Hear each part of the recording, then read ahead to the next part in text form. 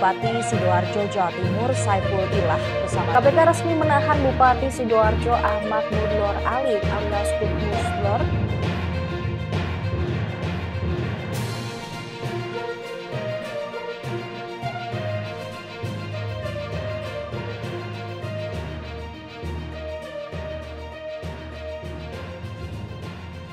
Penetapan tersangka terhadap Bupati Sidoarjo Ahmad Mudlor Ali alias Gus Mudlor menambah daftar kepala daerah di kota Delta itu tersangkut kasus korupsi. Sangkaan korupsi terhadap Gus Mudlor menjadi pukulan telak upaya pemberantasan korupsi di Sidoarjo. Tercatat, Gus Mudlor merupakan kepala daerah ketiga di Sidoarjo yang terjerat kasus korupsi.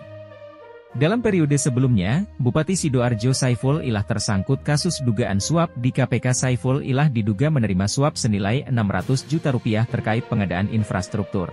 Saiful Ilah divonis selama 3 tahun penjara oleh Pengadilan Tipikor Surabaya pada 5 Oktober 2020. Namun, hukumannya dikurangi setelah mengajukan banding.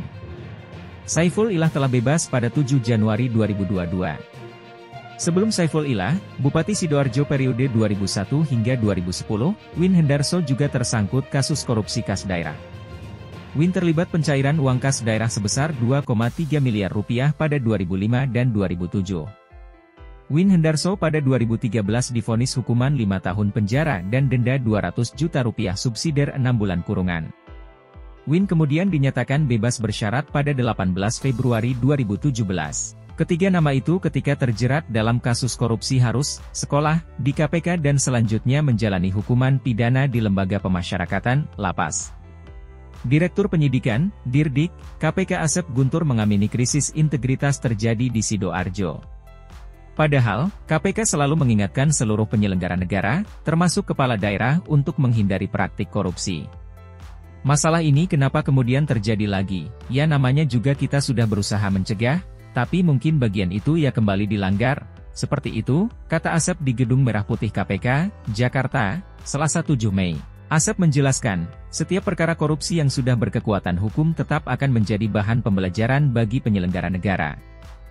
Hal itu untuk mencegah terjadinya praktik korupsi. Setelah selesai suatu perkara kami membuat laporan hasil penyidikan. Laporan hasil penyidikan ini nanti kami kirim ke Deputi Pencegahan, bisa dilihat nanti seperti apa modus operandinya, dan lain-lainnya, dan itu akan menjadi bahan pencegahan, termasuk juga ke kabupaten itu sendiri, Sidoarjo, dan ke kabupaten-kabupaten lainnya bahwa, oh ada ini modus operandi seperti ini. Misalnya Bapak Ibu para pejabat di kabupaten ini jangan melakukan ini, ujar Asep. Oleh karena itu, Asep mengingatkan kepala daerah untuk bisa menjaga integritasnya. Hal ini penting untuk menghindari hal-hal yang mendekati praktik rasuah. Jadi, ada pembelajaran yang kita ambil dari proses penyidikan yang telah selesai, sehingga biasanya termasuk juga sampai gelar perkaranya kalau inkrah diberikan kepada pencegahan, dibuat workshop ke masing-masing daerah seperti itu, supaya itu tidak terjadi kembali, pungkas Asep.